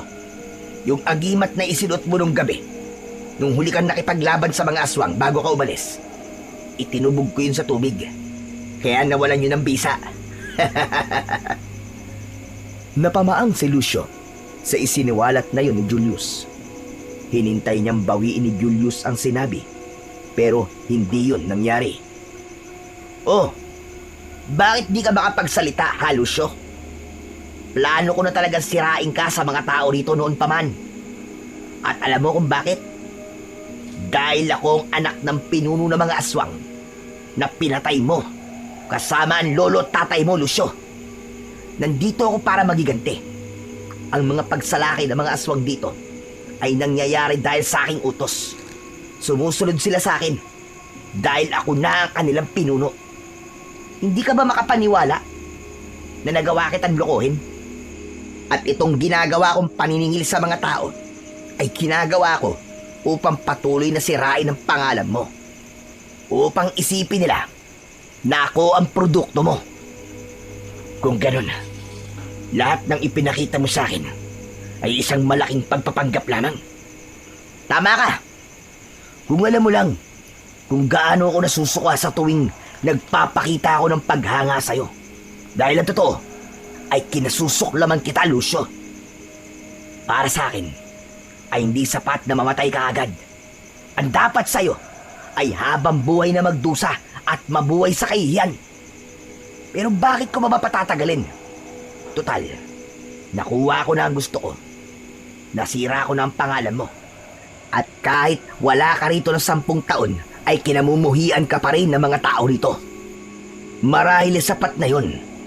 At panahon na para sumunod ka na sa aking ama sa impyerno. Sa isang iglap ay mabilis na nag-anyong aswang si Julius sa mismong harapan ni Lucio. Bahagyang lumaki ang katawan nito at tinubuan pa ito ng makapal na itim na balahibo. Nagkaroon ito ng matutulis na ngipin at mga kuko.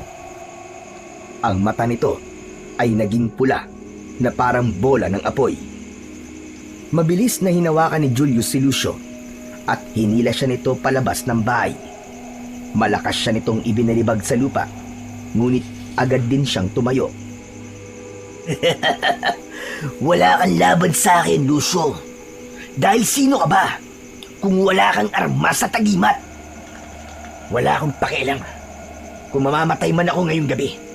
Ang importante, hanggang sa huli, ay pinili ko pa rin na protekta ng baryong ito laban sa mga aswang na kagaya mo. Muling umatake si Julius at nagawa nitong sugatan sa dibdib si Lucio gamit ang matutulis nitong mga kuko. Matapos yun, ay malakas siya nitong itinulak kaya tumilapon siya at humampas ang katawan niya sa lupa. Sa kabila ng sugat na natamo, ay hindi sumagi sa isipan ni Lucio ang pagsuko. Muli siyang tumayo kahit sugatan, ngunit agad siyang tinadyakan ni Julius sa sikmura kaya muli siyang napaluhod. Hanggang sa hindi inaasahang pangyayari ay biglang dumating si Kapitan Betong. Lucio! Saluin mo ang agimat mo! Nanlaki ang mga mata ni Lucio nang biglang ibinato sa kanya ni Kapitan Betong ang agimat na ginamit niya noong nakipaglaban siya sa mga aswang bago siya umalis sa baryo nila. Nalaglag sa harapan niya ang agimat na agad niyang kinuha at hindi na muna niya inisip kung paano yun napunta kay Kapitan Betong. Ikinulong niya sa kanyang mga palad ang agimat at mabilis na binigkas ang isang dasal upang magkaroon yun ng bisa. Matapos yun, ay agad siyang tumayo at hinarap si Julius. Sa paglapit ni Kapitan Betong kay Lucio, ay inabot nito sa kanya ang isang matalim na itak. Tapusin mo na ang huwad na antingerong yan, Lucio. Ipakita mo sa kanya kung sino ka talaga. At huwag kang mag-alala, dahil simula sa gabi ito, ay hindi ka na namin hahayaan na lumaban ng mag-isa. Labis na nagulat si Lucio nang sunod-sunod na dumating ang mga kalalakihan ng baryo. Lahat ay may dalang armas, gaya ng palakol, sibat, at itak. Napangisi si Julius. Hindi man lang ito nagpakita ng kahit na konting takot. Sa tingin nyo ba, ay masisindak nyo ako sa dami nyo? Sisiguraduhin ko na walang matitirang buhay na tao sa baryong to bago matapos ang gabing to. Malakas na umalulong si Julius. Pumailan lang ang alulong na yon sa buong baryo. Ilang segundo lang ang lumipas, ay dumagsa na kagad doon ang mga alagad nitong aswang. Lahat ng aswang ay tumayo sa likuran ni Julius. Nagngangalit ang mga ngipin ng mga aswang. Walang tigil ang pagtulo ng malapot na laway na may kasama pang mga dugo. Unang sumugod ang mga aswang at hindi naman natinag ang mga tao. Sabay-sabay na sumugod ang mga tao at naganap na ang isang matinding salpukan ng puwersa, ng kabutihan at kasamaan. Sa isang iglap ay nakita ni Lucio kung paano bumagsak ang ilang mga tao at aswang. Alam ni Lucio na siya ang dapat na makaharap ni Julius. Laban yun sa pagitan nilang dalawa na dapat niyang tapusin sa gabing yun. Kaya walang pag-aalinlangan na naglakad siya palapit kay Julius. May oras ka pa para sumuko, Lucio. Huwag kang mag-alala. Dahil kung susuko ka, ay gagawin kong mabilis ang iyong kamatayan. Kilala mo ko. Wala sa pagkatao ko sumuko. Lalo na ngayon na nakita ko na ang totoo mong kulay. Galit na umangil si Julius bago ito sumugod. Mabilis ito at ramdam ni Lucio ang taglay nitong lakas. Tumalon si Julius at sinugod nito si Lucio mula sa itaas. Nagawang makaiwas ni Lucio. Lumuhod siya at ibinaon niya ang talim ng kanyang itak sa tagiliran ni Julius. Matapos yon ay umatras si Julius, ngunit hindi ito binigyan ni Lucio ng pagkakataon para makabawi.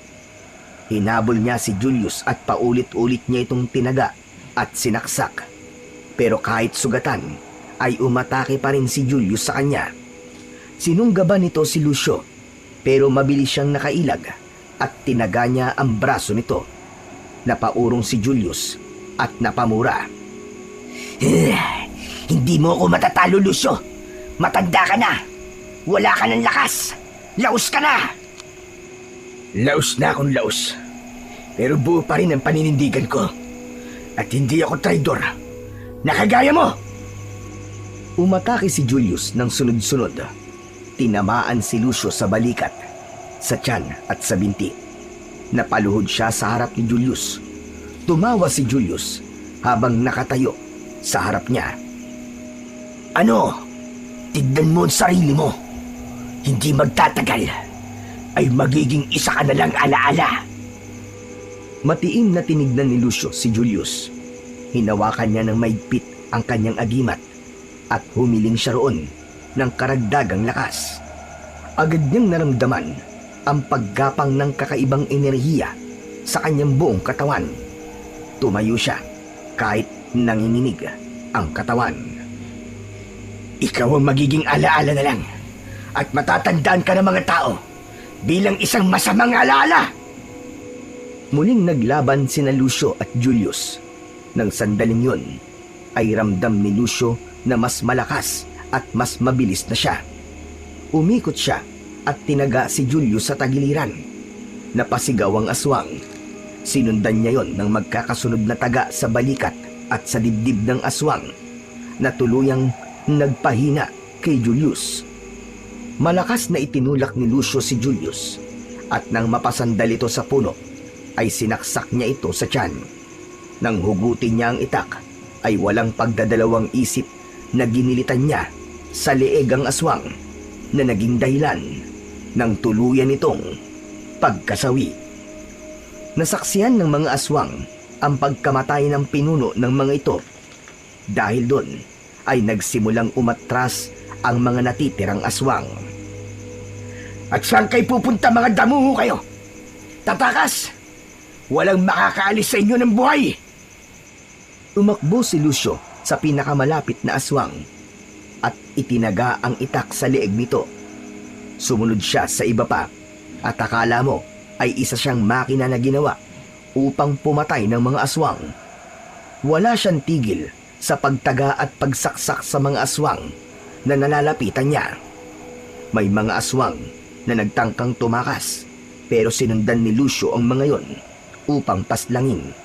At makalipas ang ilang sandali ay wala nang natirang buhay na aswang. Lahat ay nakahandusay sa lupa habang si Lucio ay halos maligo na sa malapot na dugo ng mga halimaw. Habol niya ang kanyang paghinga, ngunit puno ng kasiyahan ng kanyang puso sapagkat sa gabing yon ay ang mga tao ang nanalo laban sa mga aswang. Agad na lumapit si Kapitan Betong kay Lucio habang ang mga kasama nila na nakipaglaban ay nagdiriwang sa kanilang tagumpay. Pinatunayan mo ngayong gabi na ikaw pa rin ang pinakamahusay na antingerong manunugis, Lucio. Sigurado ko na sobra kang ipinagbabalaki ng tatay at lolo mo sa kabilang buhay. Maraming salamat, Kapitan. Pero paano napunta sa inyong agimat ko? Nakita ko kasing itinapon niya ni Julius. Hindi ko alam noon kung ano ang dahilan niya. Pero dahil alam kong importante sa iyo ang agimat na yan, ay kinuha ko yan at itinago. Maraming salamat talaga, Kapitan. Kung hindi dahil sa inyo, ay malamang patay na ako ngayon. Salamat din dahil alam kong ikaw ang nagkumbinsi sa mga tao para lumaban. Salamat na lang sa Diyos at hindi ako nahirapan na magpaliwanag sa kanila kung bakit kailangan na namin lumaban. At huwag kang mag-alala dahil tutulungan din kitang magpaliwanag sa mga tao. Pero ang importante sa ngayon ay nalantad na ang panlilinlang ni Julius sa ating lahat at nagtagumpay tayo na patayin siya. Wala na ang mga aswang. Payapa na ang baryong ito. Sa sinabing yun ni Kapitan Betong, ay may konting lungkot na naramdaman si Lucio.